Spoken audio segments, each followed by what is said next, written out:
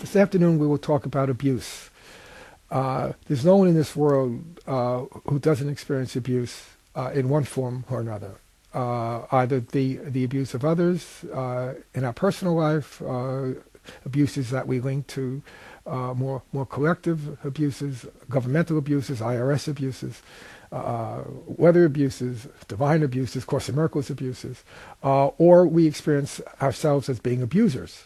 But abuse is something that is a theme in our lives that is very difficult to avoid, and it's extremely important as students of the Course that we look at this through the lens of the Course, how we deal with abuse.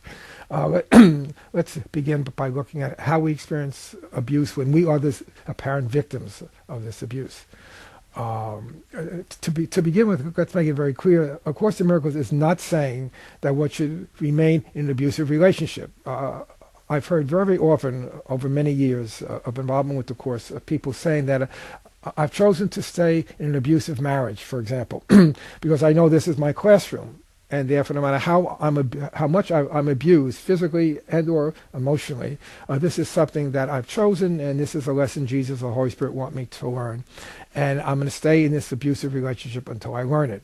That is not what the Course is teaching, and Jesus would never ever tell you to stay in an abusive relationship. Right? What he would tell you is whether you stay or you leave, you should do so without guilt and without anger. Right? There's a line in the Course early on speaking of the Holy Spirit, that when God created the Holy Spirit, he did so so as to place a limit on our ability to miscreate. Now, the context of that is that we all have our right minds, and that right-minded thought system that the Holy Spirit embodies is the limit on our ability to miscreate. We are not only egos. But we could take that same principle and we could apply it to our everyday life, where very often it is extremely helpful from a spiritual point of view, let alone just a common sense point of view, to stop somebody from being abusive.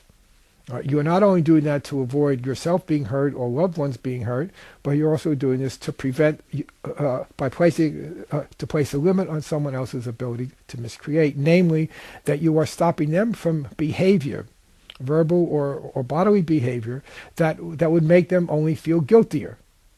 Right? Since no one would abuse anyone else unless they were already guilty, continued abuse simply reinforces the abuser's guilt.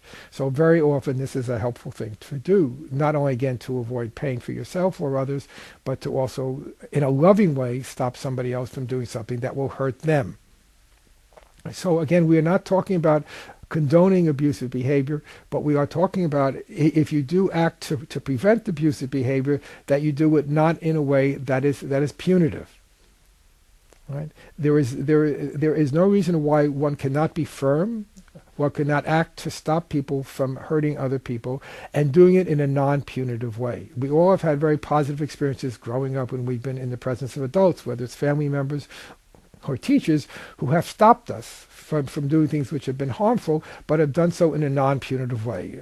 Obviously, we also have suffered at the hands of people who have been punitive in their discipline. But we also have known how helpful it is to be stopped by someone, to be disciplined by someone, but not to experience ourselves as being punished. Right? And very often this is what a wonderful expression in our world of love, where someone loves you so much that he or she is preventing you from making a mistake that would be hurtful, or that would impede learning, such as, for example, learning inappropriately in school, or making mistakes in school, where your mistakes are corrected, not again in an attempt to punish you for wrongdoing, but in a loving attempt to correct you so that you'll be better able when you go into the world as an adult to act in a more adequate way and helpful way.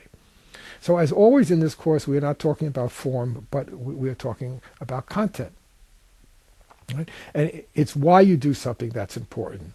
But to remain in an abusive relationship where you are abused constantly is only a way that it only serves to reinforce your own guilt as well as the guilt in other people. Right? And underlying this is that thought that our sin demands sacrifice, that God or the Holy Spirit or Jesus will want us to be punished in a relationship or situation, and this is a way that we kind of root out our guilt and kind of stamp out our sin, that we have to sacrifice ourselves through pain and suffering as a way of atoning for our sinfulness. This is not the way the God of A Course in Miracles thinks. This is not the way Jesus or the Holy Spirit thinks. Right? This is the way the world thinks. So in this first part of a two-part series on abuse, we're looking at the idea that one could easily get out of an abusive relationship and stop an abusive person from abusing ourselves or others, but to do so in a loving way. This would be the right-minded way of doing it. Right? So that one does not stay in a relationship out of guilt, one does not leave a relationship out of anger, but one leaves with the peace of God. And if one truly leaves peacefully, then that means everybody benefits from the situation and from the interaction, and nobody loses.